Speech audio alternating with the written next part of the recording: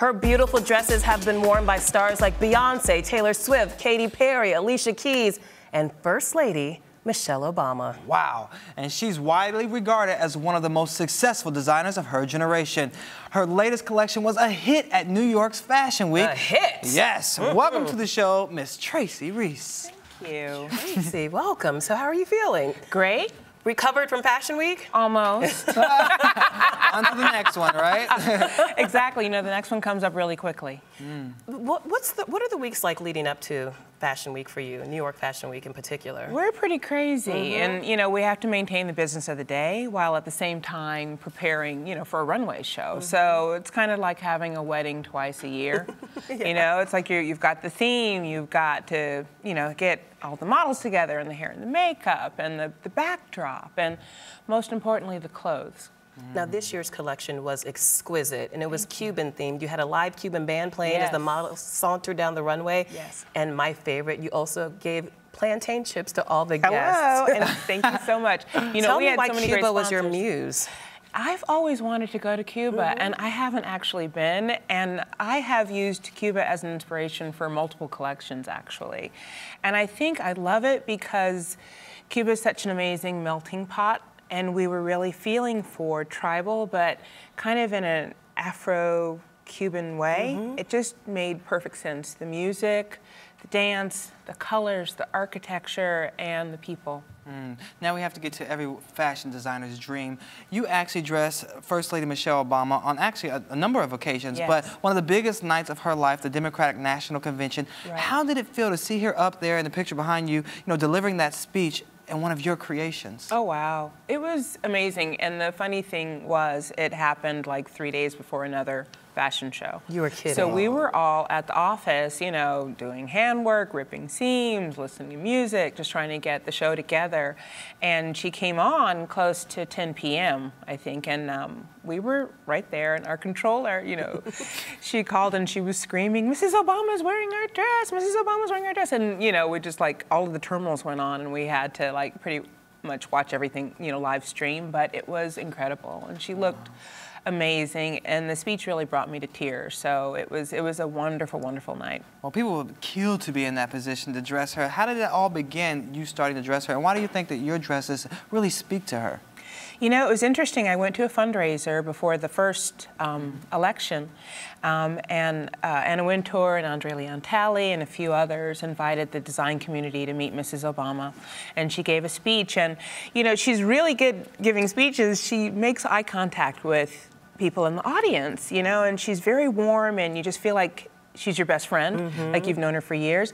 And she looked directly at me, and I thought, you're kind of looking over your shoulder like, me? Right? And so after the speech, we had an opportunity to step up and meet her, and she gave me a big hug, and she was like, "Oh my God, I love you. I love your designs. I need to be wearing your clothes." And I was just kind of Polax. I just stood there kind of like, "Oh my God, really?" I was like, "Don't worry, we'll make that happen." And luckily, in the beginning through Ikram, some things were called in, and they continued to call things in that she likes, and we prepare things that we think she might like as well. Ikram is a big designer boutique in Chicago. Thank you. I was wondering. Okay. Like, what's Ikram? So do you have like a little Michelle Obama mannequin that you dress like, this is her perfect size, we have to get it right? You know what? We understand her figure. She's got an amazing figure, very strong, and she's quite tall and athletic, and she's kind of a perfect fit for a lot of our dresses naturally. What appeals to her? But she likes things to be just a bit longer than they might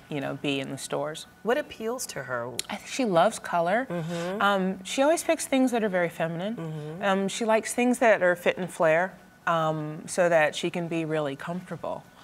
So whenever we have a style that has a lovely fit in the bodice and is kind of easy through the skirt, I'm always thinking, is this something she might like? Are you guys BFFs? Do you just talk on the phone? I would love to be BFFs. Every time that I have seen her, I feel like she is someone that I know and that I've known forever. And I think her story resonates with all of us. How she grew up, the type of parents she had, the way she's raising her own children. It's like really old school. And I think I think a lot of us feel like we know them personally because we know people like them or we were brought up the same way. Well, let's talk about how you grew up. Yeah. Born and raised in Detroit. In Detroit, Michigan. You've been sewing since you were a child. You used to sew clothes for your dolls? Yep, my mom taught me to sew when I was young, and actually we had home economics in elementary school. Home economics? Yeah, home ec. I made my first pair of elastic waist pants in home ec, and you know, I was a fast sewer, so my mom was like, "Go on and make two." And maybe she made the tunic for me, and I made the pants because they were simpler. And I remember we had to model our outfits at the end of the class, and I had to carry my extra pair over my arm to show that yes, I had made 2 pairs of pants. Ooh, fancy. But my mom sewed, and we sewed together a lot, and we shopped fabric together, and I used to draw out, you know, outfits that she wanted to make for herself, and then I'd draw out mine, and we would prepare for the Ebony Fashion Fair when it came to Detroit. You know, you had to have your look together. Of course. So that was a big thing. And her best friend down the street sewed, so there was a whole sewing community in my neighborhood. When did you know that you wanted a life in fashion, though? Not really until I was in high school. I had some wonderful teachers, and I thought maybe I'd be an architect. I thought I had to do something that seemed more serious, but was still somewhat creative, so I was thinking maybe architecture. And one teacher steered me toward a fashion design class that was at my high school, Cass Tech, a public school that has curriculums and is amazing. And I really enjoyed it because I'd always enjoyed drawing. My mom had me in art classes on the weekends just so we wouldn't be sitting around the house and bored. We were always busy on the weekends. And it all kind of came together, the drawing and the sewing. And so I was introduced to the idea of going to Parsons School of Design here in New York. Which is one of the most important and influential fashion schools in the world. Number one in this country, and one of the most influential in the world, is correct. And they have programs for high school students in the summer. And I came for a summer program. I have an aunt and uncle who were living in New Jersey, so it was perfect. I stayed with them, went to class every day, and I really learned about the industry and how big the industry is. Because I think I felt like sewing and fashion, I thought it was a hobby, not a career. And coming to New York really made me realize what a big industry it was, and it was so much more interesting to me that it was business plus, you know, artistic expression. Well, and speaking about the industry, it seems like, especially after Fashion Week, that there are a lot of Asian designers that are really doing incredibly well. Right. But there still are not a lot of black designers doing just as well. Why do you think that is? Some of it is finance. I mean, I think a lot of Asian designers who have come up recently, they have some family backing or, you know, they've found a way to break through that, you know, financial barrier, because it takes a lot of money to start a fashion business. You really don't see any return for years.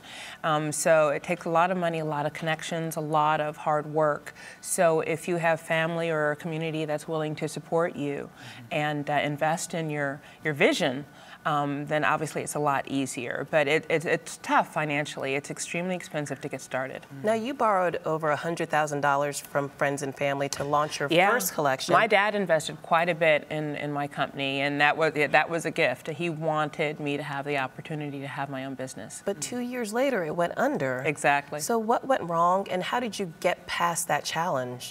You know, it was difficult because I was doing most everything by myself. I had a pattern maker who helped me make the patterns, and we made the samples together, and I was represented in a sales showroom, but we were doing everything ourselves. I'd be in the factories every day trying to get my production completed, and you know, I'd rent a truck and pick up all of the clothes and pack everything and take it to UPS and ship it. I would drive to Tuckahoe, New York, and Tuckahoe Road in Yonkers, actually, which is Saks Distribution. I would go anywhere to get my stuff, you know, in the door on time. My goodness. But it was just too much for one person, and I was like 24 years old the first time I started my business. I just didn't know everything that I needed to know. I needed to be more seasoned. Wow. So I closed the business, and I worked for others for a few years and got more confidence, more experience, and then I was ready to try again. And with the connections that I'd made, people who, you know, were there to help me, to give me a leg up,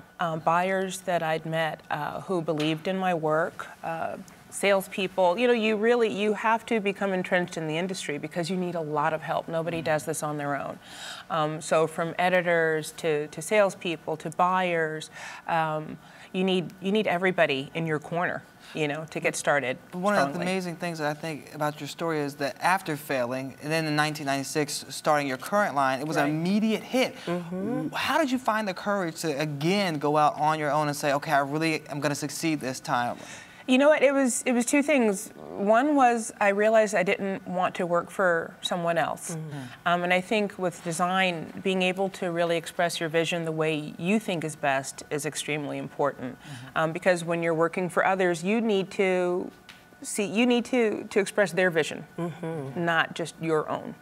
And they have opinions about your work, and maybe, you know, after one and one come together, it doesn't really make two, you know? So I think I need to have my own collection because I just felt like it was time to express my own vision after having worked for a couple of companies, you know, after I closed my own first business. So there was that. That was, I think, the driving force because it would have been easy to take another job and have a good salary. Yeah, and safety, security, exactly, all of that. Exactly. But I think, too, having had the first business, instead of it scaring me you know, from doing it again, it kind of hardened me a little bit. It's like, that's fine. You know what? If I can't pay my rent because I have to buy sample yardage, I'll just go down to landlord-tenant court and fight it out. You know, I'll do whatever I have to do. And you have to make a lot of hard decisions like that, you know, in the beginning. But I think I was kind of not battle-scarred. I was kind of... You were toughened. You were emboldened. Exactly. You were ready for the challenge. Well, apparently it all paid off because 10 years after that, you opened your own boutique down in the West Village. Yes. Now, with everybody selling things online in the digital world now, why did you decide it was important to have the whole brick and mortar actually set up? At the time, you know, internet business was starting, and obviously it was all around us, but it wasn't as strong as it is now.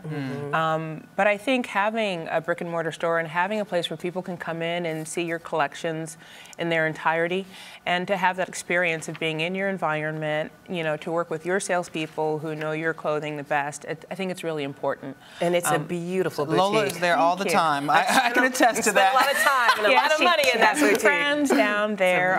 Really nice place to be. You know, I have to ask you, Tracy, would you ever consider doing something like, say, Alexander Wang and working for a bigger house like a Balenciaga? I've considered it. It's funny. We have two collections.